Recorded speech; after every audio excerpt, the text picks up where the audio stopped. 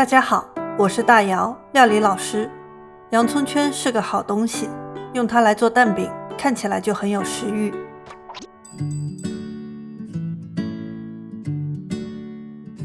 洋葱切圈，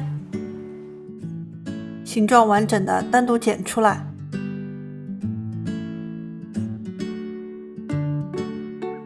其他部分切成末。做蛋饼的配料用手边有的食材就可以。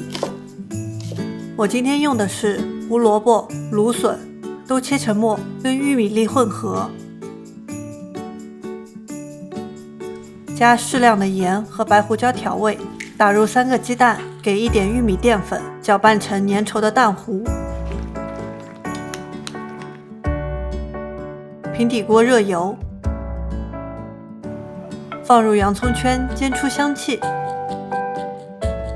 然后将蛋糊舀入洋葱圈中，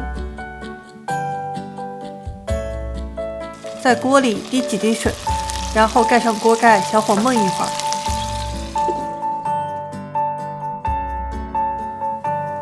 表面凝固就可以了。